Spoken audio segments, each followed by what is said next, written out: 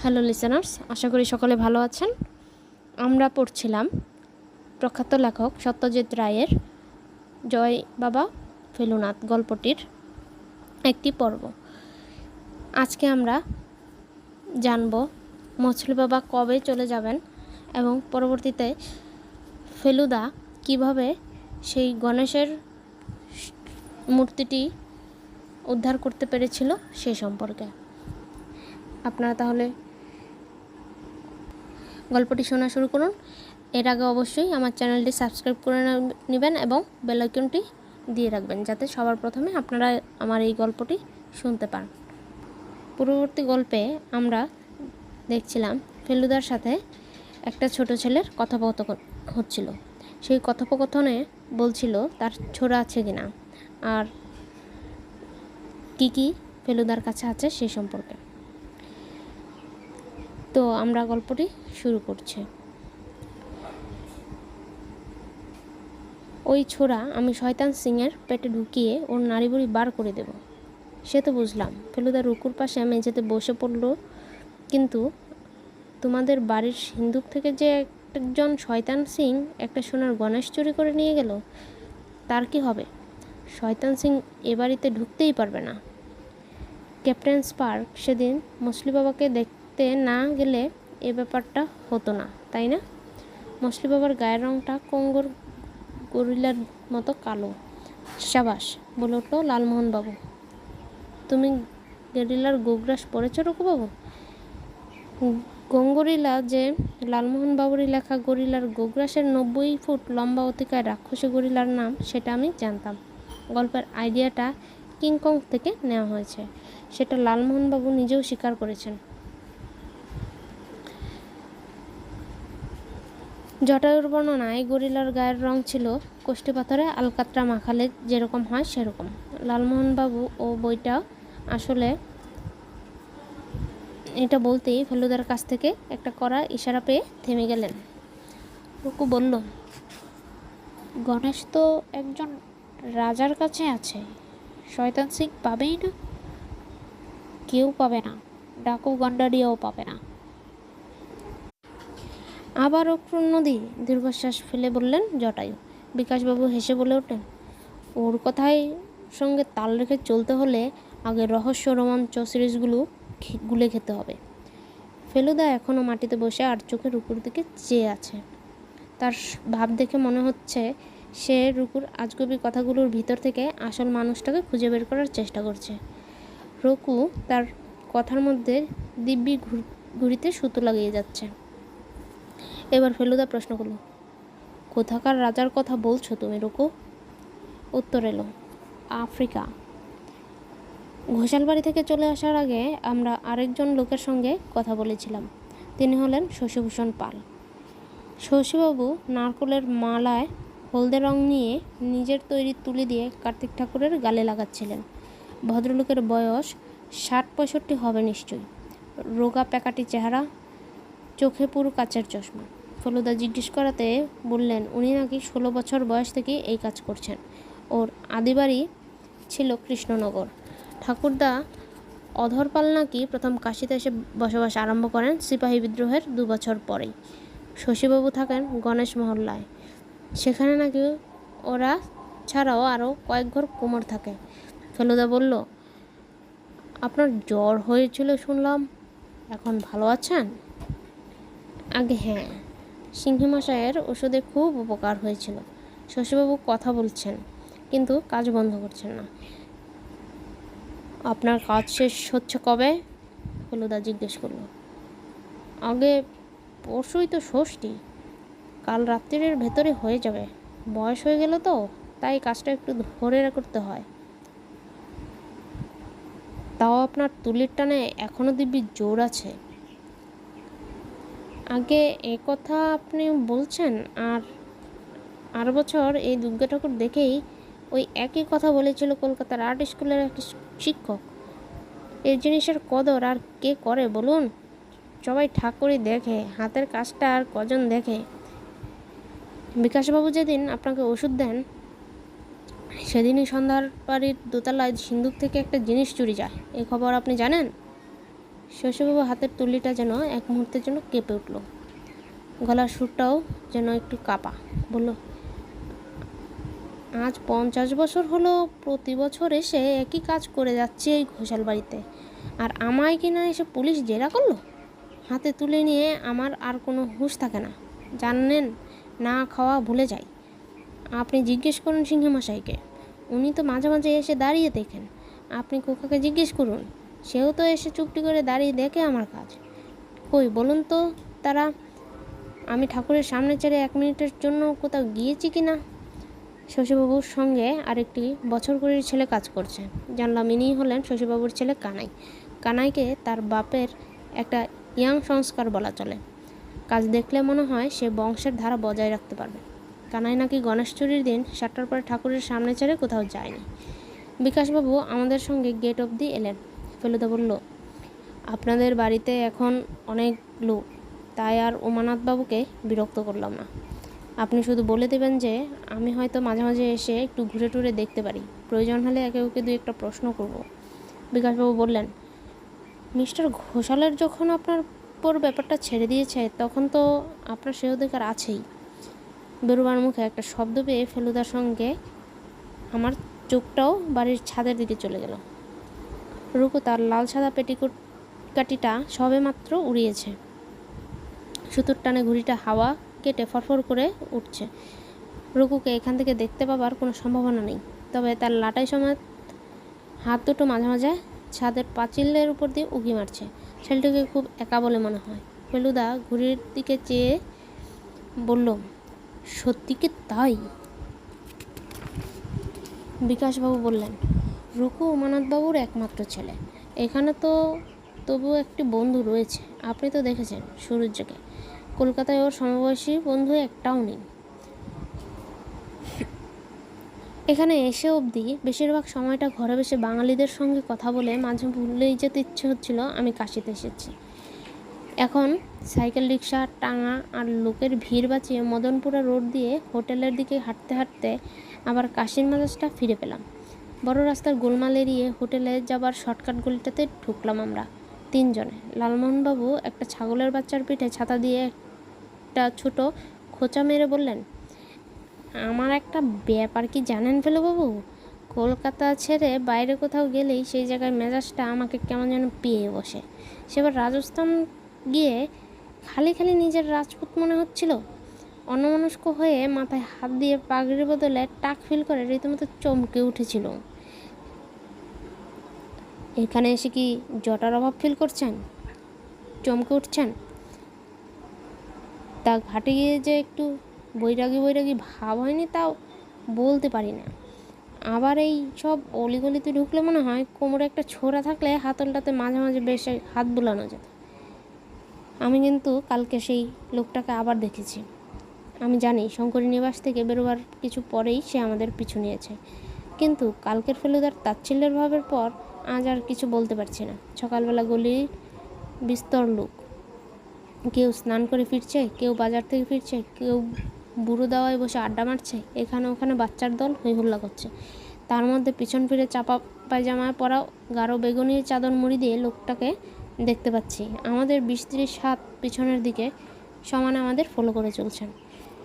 লালমোহনবাবু বলেন, আপনাদের এই গণেশের মামলাটি বিলক্ষণ ডিফিকাল্ট বলে মনে হচ্ছে মশাই। ফেলুদা বলল, কোনো মামলার একটা বিশেষ অবস্থার পৌঁছানোর আগে সেটা সহজ কি কঠিন তা বোঝা সম্ভব নয়। আপনার কি ধারণা সেই স্টেজ পৌঁছে গেছে? যায়নি বুঝি? একেবারেই না। কিন্তু যিনি আসলো ভিলেন, সে পক্ষে তো ও জিনিস চুরি করার কোনো স্কোপই ছিল না। কাকে ভিলেন ভাবছেন আপনি? কেন, ওই যে মেঘরাম না মেঘলাল কি যেন নাম বললেন, যাকে দেখলাম মছলি বাবার ওখানে। আপনার কি ধারণা মেঘরাজ গণেশ চুরি করার জন্যই নিজের পাঁচিল টপকে ঘোষালকে বাড়িতে ঢুকাবেন, এজেন্ট লাগাবেন বলছেন? সেটাই স্বাভাবিক নয় কি? আর তাছাড়া সে হাসিয়ে গেছে বলে যে সে চুরি করেছে এমন তো নাও হতে পারে। লালমোহনবাবু একটুক্ষণ চুপ মেরে হঠাৎ যেন শিউরে উঠে বলেন, ওরকম কাঁদ দেখিনি মশাই। যা না জানি সামনের দিক থেকে কীরকম দেখতে। ওর মাথায় একজোড়া শিং লাগিয়ে বিশ্বনাথের গলিতে ছেড়ে দিলে নিখুঁত ঢু মারবে। ক্যালকাটা লজে ঢুকে সামনে আবিষ্কার, ম্যানেজারের চেয়ার ছেড়ে আরও 3টি চেয়ার আছে, একটা বেঞ্চি। সেগুলোতে 2-3 জন করে নিরঞ্জনবাবু আলাপি লোক প্রায় সবসময় বসে আড্ডা মারে। আজ ঢুকে দেখলাম নিরঞ্জনবাবুর উল্টো দিকে একজন প্যান্ট শার্ট পরা বেশ জোয়ান লোক বসে চা খাচ্ছেন আর হাত নেড়ে নিরঞ্জনবাবুকে কী যেন বোঝাচ্ছেন। আমাদের ঢুকতে দেখেই ম্যানেজার মশাই পান মুখে একগাল হেসে বললেন, হ্যাঁ, এই তো ইনি আপনার জন্য প্রায় 20 মিনিট বসে আলাপ করিয়ে দিই। Sub inspector Tewari.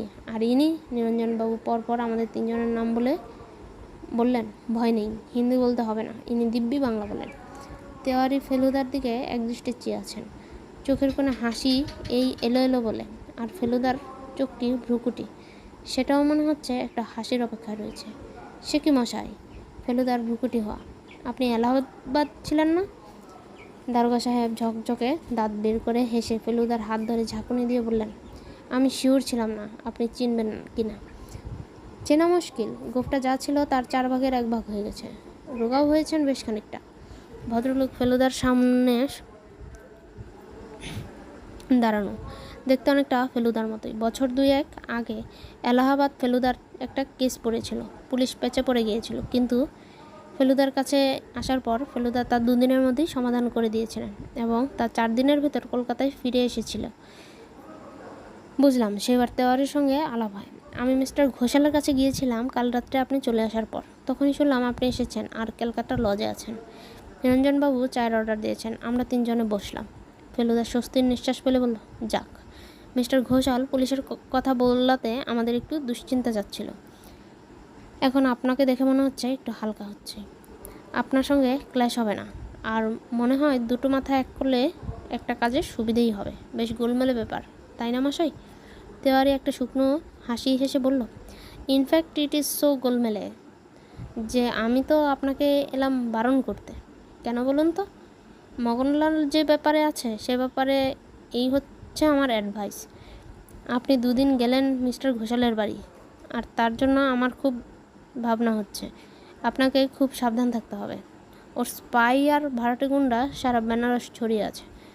হরকিষণ চা নিয়ে এলো। ফেলুদা চিন্তিত একটা কাপ তুলে নিয়ে বললেন, কিন্তু মগনলাল যে ব্যাপারে সত্যি জড়িত সে সম্বন্ধে আপনি এত নিশ্চিত হচ্ছেন কি করে?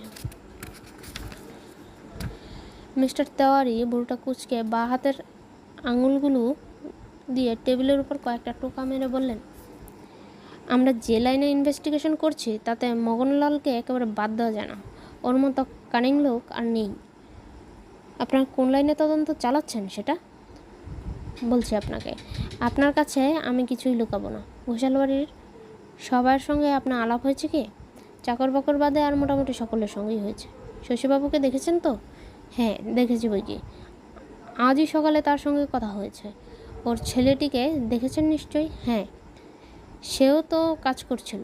কিন্তু শশীবাবুর আরেকটি ছেলে আছে, সেটা জানেন? এ খবর অবশ্যই আমরা কেউই জানতাম না। এই ছেলেটির নাম নিতাই। Very bad type. 18 বছর বয়স, আর এ বয়সেই যত খারাপ দোষ থাকতে পারে সবই তার আছে। আমরা এখনও কোনো প্রমাণ পাইনি, কিন্তু ধরুন যদি সে মগনলালের খপ্পরে পড়ে থাকে। ফেলুদা হাত তুলে বলল, বুঝেছি।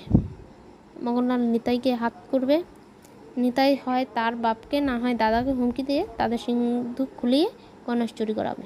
এক্স্যাক্টলি, বললেন মিস্টার তেওয়ারি। নিতাইয়ের ব্যাপারটা জানার পর থেকেই মনে হচ্ছে একটা রাস্তা পাওয়া গেছে। আমার অ্যাডভাইস, আপনি এখানে চুপচাপ থাকুন। দশটার টাইম বেনারসে অনেক কিছু দেখবার আছে, সেই সব দেখুন, কিন্তু ঘোষাল বাড়ি বেশি যাতায়াত করবেন না। ফেলুদাও অল্প হেসে চায়ে চুমুক দিয়ে একেবারে অন্য প্রসঙ্গে চলে গেল। আপনার মুসলি বাবা সম্পর্কে কোনো তদন্ত করার প্রয়োজন বোধ করছেন না? তেওয়ারি হাতের কাপটা টেবিলের উপর রেখে প্রাণখোলা হাসি হেসে বললেন, আপনাদের এর ভিতরে মুসলি বাবার দর্শন হয়ে গেছে? কী মনে হলো? তদন্তের কথা যখন তুললাম তখন খুব যে একটা ভক্তি জাগেনি মনে, সেটা নিশ্চয়ই বুঝতে পারছেন। সে তো আপনার কথা হলো, কিন্তু আপনি তার ভক্তদের দেখেছেন? আপনি ইনভেস্টিগেশনের কথা বলছেন, খোলাখুলিভাবে কিছু করতে গেলে ভক্তরা আমাদের আস্ত রাখবে? কথাটা বলে মিস্টার তেওয়ারি আর চোখে নিরঞ্জনবাবুর দিকে চাইতে ভদ্রলোক হাত তুলে বলে উঠল, আমার দিকে কি দেখছেন মশাই? আমাদের ভক্তি মানে কি? ভক্তি ভক্তি কিছু না। মুসলি বাবা হলেন আমাদের ছকে ফেলা একঘেয়ে জীবনের সামান্য একটু ব্যতিক্রমের ছিটেফোঁটা, ব্যাস। ফেলুদা বলল, একটা জিনিস আপনি করতে পারেন মিস্টার তেওয়ারি, হরিদ্বার আর এলাহাবাদে খবর নিয়ে দেখতে পারেন সেখানে গত মাসখানেকের মধ্যে মুসলি বাবা নামে কোনো সিদ্ধ পুরুষের আবির্ভাব ঘটেছিল কিনা। ভেরি গুড, এটা করতে কোনো অসুবিধা নেই। আমি 2 দিনের মধ্যে আপনাকে ইনফরমেশন এনে দেবো। দারোগা সাহেব ঘড়ি দেখে উঠে পড়লেন। দরজার মুখে ভদ্রলোক ফেলুদার পিঠ চাপড়ে বললেন, একদিন চৌকে আমাদের থানায় আসুন না, কীরকম কাজ হচ্ছে দেখে যান।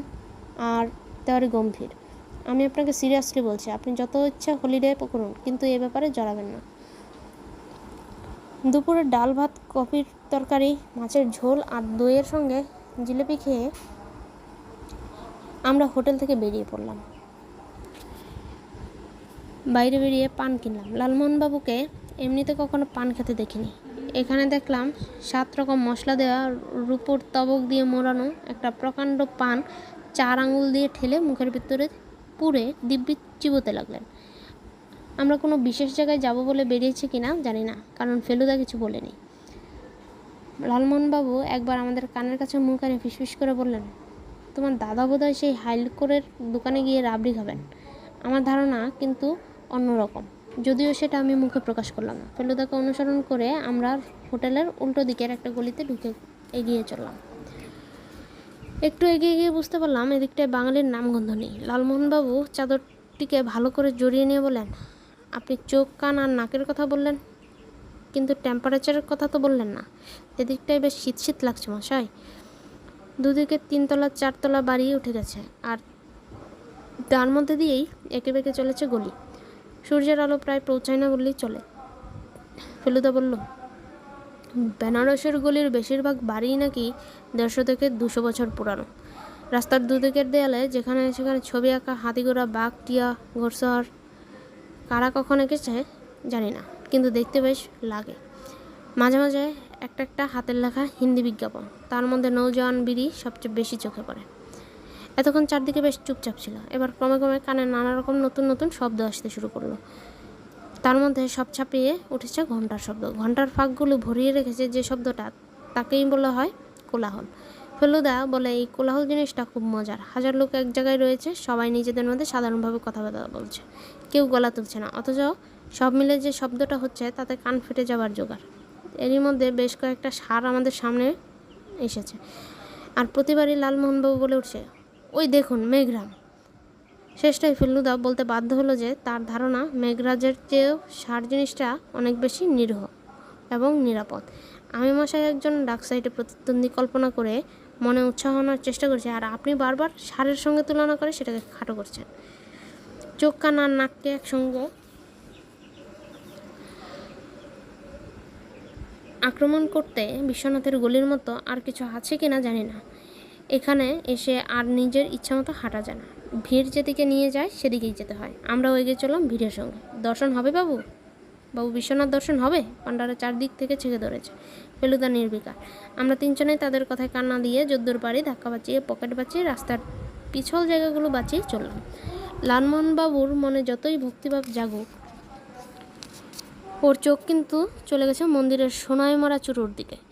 একবার ফেলুদাকে কি যেন প্রশ্ন করলেন চুরুর দিকে আঙ্গুল দেখে। গোলমালে কি বললেন শুনতে পেলাম না, তবে ক্যারেট কথাটা কানে এলো।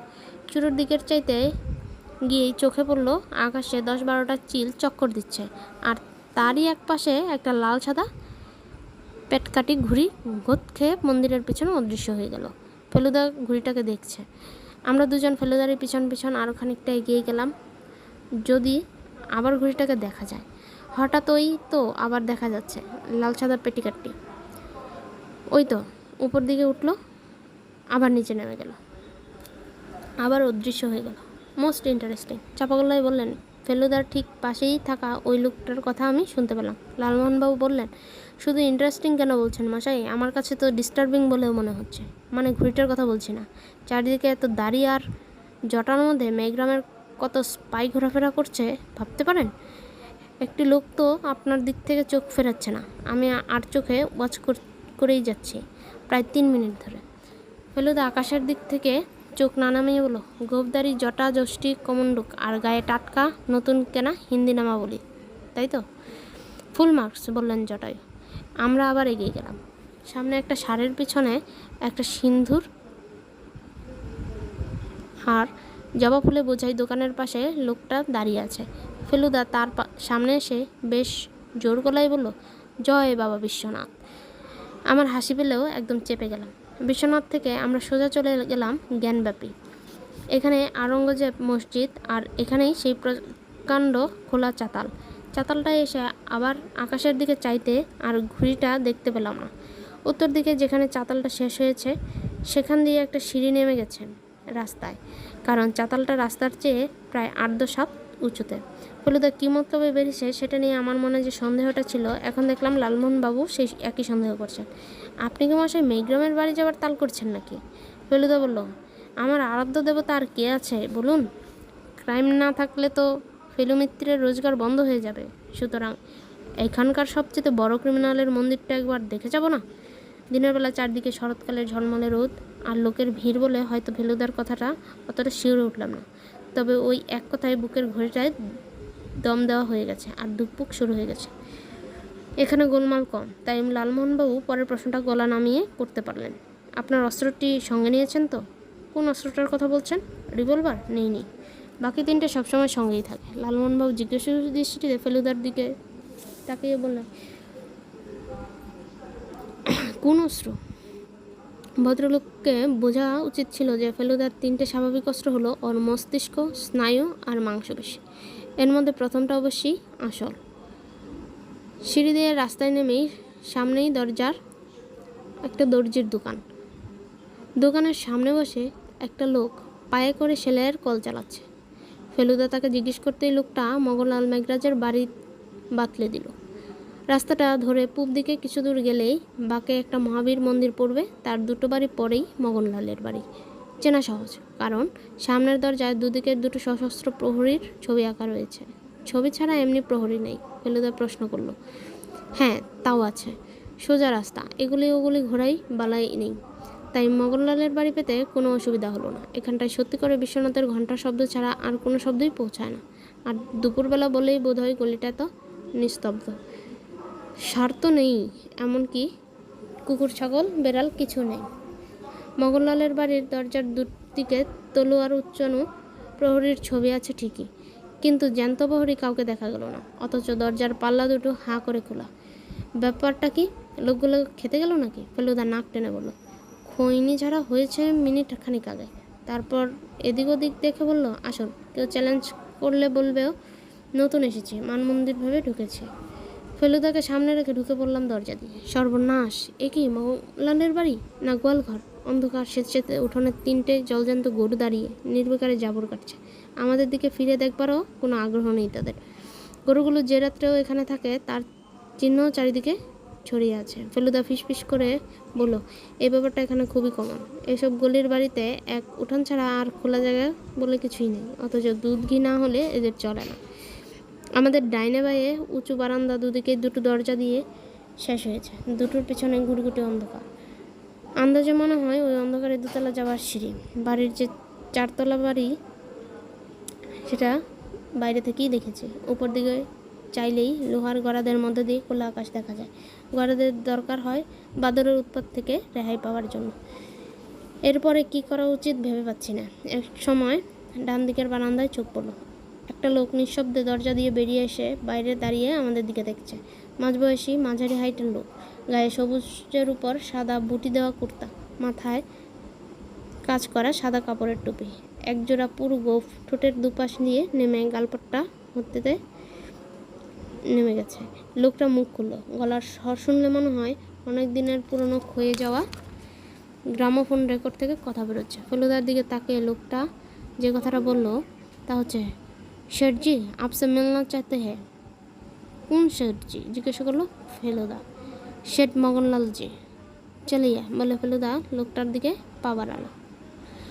লিসেনার্স, গল্পটা কেমন লাগছে আর ফেলুদা কিভাবে তার বাড়িতে বাকিদের সাথে কি করে সেই সম্পর্কে জানার জন্য আমাদের পরবর্তী পর্বটি অবশ্যই দেখবেন। আর আপনাদের মতামত কমেন্টের মাধ্যমে জানাবেন গল্পটা আপনাদের কেমন লাগছে। এই গোয়েন্দা গল্পটি সম্পর্কে আপনাদের মন্তব্য অবশ্যই জানাবেন।